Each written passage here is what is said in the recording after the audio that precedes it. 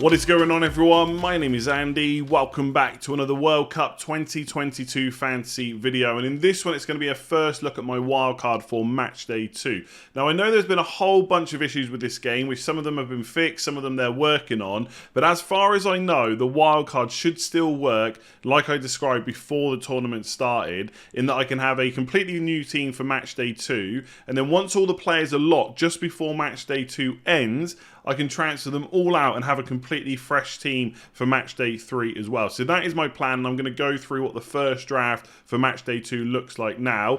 I also know that because it's the World Cup and there's games on every day, and as soon as the first round of Matchday 1 is finished, it's straight into Matchday 2, that not many games have been played at the time of recording this video, and when it comes out, you'll have seen the Argentina game, but I won't have seen it yet. So some of the players I talk about might end up not being nailed on for their teams, they might get injured and stuff like that. That is just how it's going to work in the World Cup. I can't wait until Matchday 1 finishes, because then there's no time at all before Matchday 2. And obviously I will do a team selection video before Matchday 2 as well, with my kind of final-ish wildcard team. And we'll do a Matchday 2 preview tomorrow. Okay, we've got all that out of the way. If you enjoy this video, make sure to give it a like. Hit subscribe if you haven't already. Let's jump into it. So as always, we'll start off with the goalkeepers and defenders. Of course, this is just the first draft, so it's not 100% locked in or anything like that. I'll talk through which players I may be unsure about as we go. I've not been able to play the wildcard chip yet, so I've had to manually add up the prices of all these players. Hopefully I've got it correct, and I've got 0.5 million in the bank. If I do spend that, it will almost certainly be on the defence,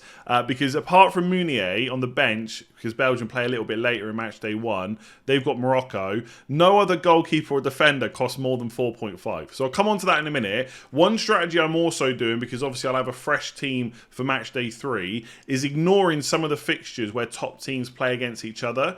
So Germany play Spain, France play Denmark, and Uruguay play Portugal. I will probably ignore players from all of those teams, apart from Rocher, who's on my bench because he's super cheap.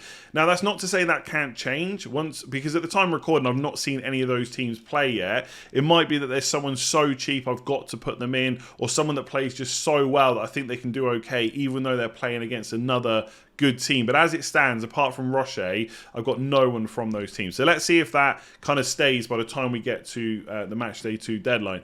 Now, in defence, I've gone for triple Senegal defence, right? Mostly because they're cheap, and also because I think there's a really good chance of getting a clean sheet against Qatar. Now, I can't remember which way round it is, but two of them are 4 million. So Sabali's 4 million, Diallo's 4 million, and then Cisse is 4.5. I've literally just gone to the Senegal page, looked at which four defenders played in the first game, and just assuming they'll play in the second game as well. If that's not the case, obviously let me know in the comments below. I'll research it a bit more before we get to the Matchday 2 deadline as well. But it's not like the Senegal defence isn't rated highly in some ways, because Koulibaly's 5.5 and Mendy's 5.5 as well. Maybe they should be a little bit cheaper, around 5, but the fact that I can get into a defence that's got a 5.5 million defender for just 4 million, that seems pretty good to me.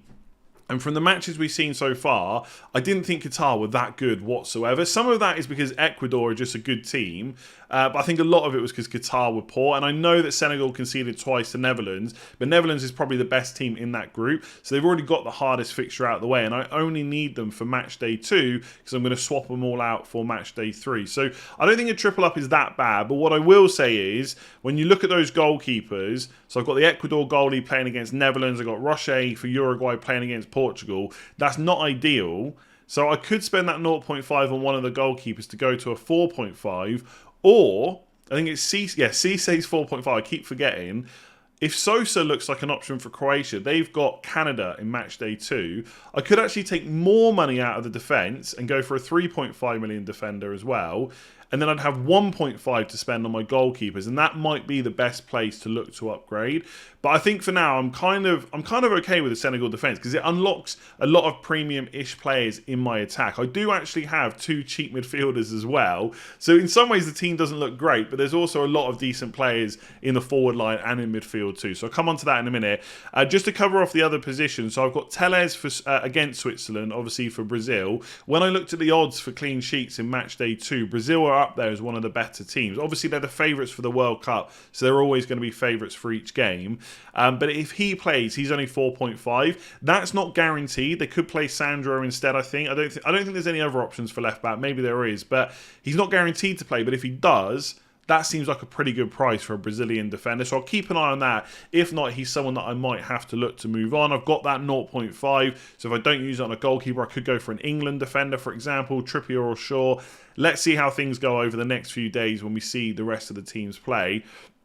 And then I did have 6 million for a defender, so I've gone for Meunier. Now, there's quite a few decent 6 million defenders, but if we come over and look at the list, right, if I just order it by price, so Dumfries has got Ecuador and Matchday 2. I mean, it could be an option. I do like how advanced he is. For right now, if I'm going to spend 6 million on the defender in Matchday 2, it's probably Dumfries or Meunier. I want to see how Belgium play first. I'm not quite sure about them.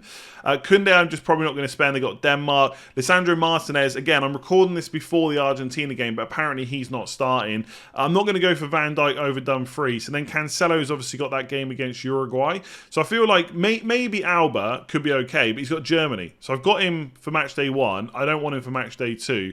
So I think if I'm going to spend 6 million, it's probably on Meunier or Dumfries, because I do like having that attacking wing back in the team if I can. So that's why I've gone for them. So the defence is cheap as possible, almost, right? It could be even cheaper if I downgraded Meunier. Maybe that will happen, but I think it's for good reason. And if Senegal, look, it's not necessarily nice watching a team where you've got triple clean sheet, but if it comes off, it does feel pretty good, and they're all a pretty cheap price. So goalkeepers is probably the thing I'm most concerned about. If I can free up some money elsewhere, that's probably where I will upgrade first, but I'm not against upgrading some of those defenders as well. I just think a lot of the top teams are playing against other top teams. And yes, Argentina have Otamendi for 5 million, but as you'll see in a second, I've still got triple Argentina attack. So I know I've already mentioned a few times that I'm recording this before the Argentina game, but it's actually going to release just after that game finishes. So it'll be interesting to see if all the players I'm about to talk about are still options going into Matchday 2.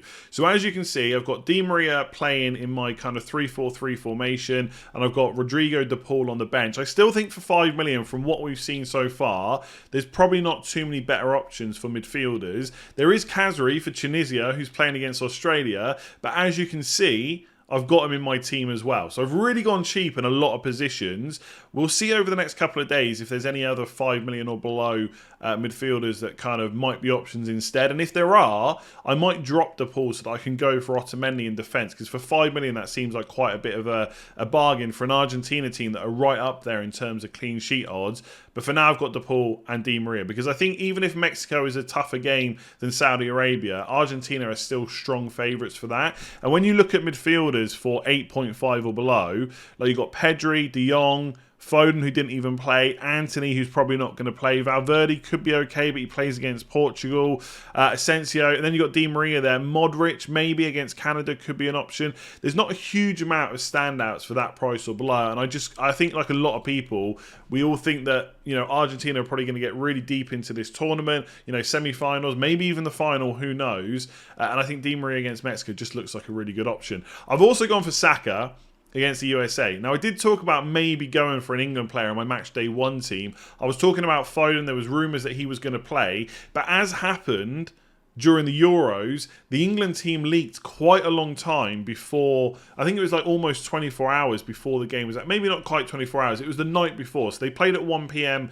UK time, and it started leaking around 7, 8, 9 o'clock the night before. So the same thing might happen for Matchday 2 against the USA, and if Saka is starting again, I like him as an option. If he's not, Bellingham is pretty much nailed on. We saw him get the goal as well. I could go to him, who I think is 7 million. I'm just going to double check. I haven't quite got all the prices locked in my head yet, but I think Saka's 8, yeah, Foden's 8.5, and Bellingham's 7.5. I'm glad I checked, but that would still free up another 0.5 million for a player that's nailed on. Now, he played in a kind of 4-3-3. I wouldn't say he was deep. He was basically everywhere, including in the box when he got his header. So I think he is a good shout for another goal. And I think England will get goals against the USA. I think I might do a separate video on this on my other channel. I think England are just good. Right, and I think people, even England fans, find it really hard to accept that. I feel like if I was kind of French or German, I'd be thinking England are definitely going to win all 3 group games. But because I'm English, I find it a little bit harder to kind of realise that.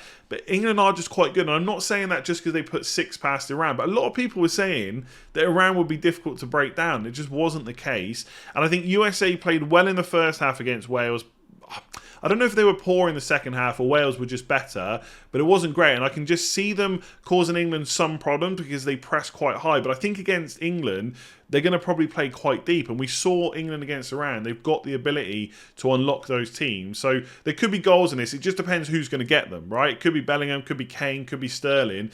But Saka is probably the midfielder to go for because Sterling's listed as a forward. And otherwise it's Mount or Bellingham instead. So we'll see. I've got that spot reserved for an England player. I may go elsewhere. But again, it comes down to whether or not there's better options for 8 million or less. So that's why I've gone for him right now. And then I've got De Bruyne. I didn't have him for match day 1. I felt like there was better premiums to go for. There was better uses of the money in defence. But if I can get away with this cheaper defence for match day 2, then there is the money to go for De Bruyne against Morocco, where there will be favourites. I'll also get to watch Belgium in match day 1 first of all to see how well they do. But if De Bruyne is looking sharp, and obviously he's looked brilliant for Man City so far this season, I think he could be worth the 11 million. Whether or not he's a captain, I don't know. But I just feel like, yes, on paper, some of that team looks really almost like a bit too cheap and not great. But I really do think Senegal get a clean sheet against Qatar. And if that happens, that's 3 clean sheets locked in straight away. And DePaul and Khazri are just enablers for the rest of the team. So I don't think it looks too bad. Again, De Bruyne could come down to like a 9 million, 8 million, 7 million midfielder. And then, of course, I just upgrade the goalkeepers and defence straight away. But I think it looks okay on paper. I think it's viable, at least. Let me know what you think in the comments below. So adding in my 3 forwards, I actually have 4 attackers that cost 10 million or more. So I've got Lewandowski, Messi, Kane and De Bruyne. I'm pretty sure, I'm going to assume at least, that Messi has looked great against Saudi Arabia. If he has, then he'll be one of my captains against Mexico. And then I've just got to pick one of the other 3 premium attackers for my second one. So I've got good options there. I feel like the forwards almost pick themselves this week because they've all got pretty good fixtures and they're nailed on for minutes and stuff like that. And the alternatives either don't have a great fixture, aren't nailed on, or probably just cost a little bit too much. The only one I'm unsure about is Neymar, and if he has looked really good in match day 1, I could see myself putting him in for one of Kane or Lewandowski, because even if I go for Lewandowski, who's 10 million, for Neymar, who's 10.5, I've got that 0.5 million in the bank. I know I've spoken a lot about what I'm going to use that for, but if I need Neymar in this team, then that is the way that I'm probably going to do it, right? And if you look at the other forward options, and it's not me sitting here saying that Mbappe can't get points against Denmark, because of course he can, but that is their hardest fixture in the group. So if I'm ever going to go without him, this is probably the match day to do it. And also he's 11.5 million, so I would have to find more money to spend elsewhere. Kane I've got in the team. Benzema obviously we know is injured. Vinicius Jr. I'm not sure he's a better option than Neymar. So if I was going to go for one of them, it would be Neymar instead. Messi's in the team. Lewandowski's in the team. Portugal, Ronaldo has got Uruguay. Again, it's Ronaldo. Of course, he can do anything in any game. We know how good he is. But I just don't think he's worth putting in ahead of Lewandowski, who's got that fixture against Saudi Arabia, right? Yeah, Saudi Arabia. Before they played Argentina in match day 3.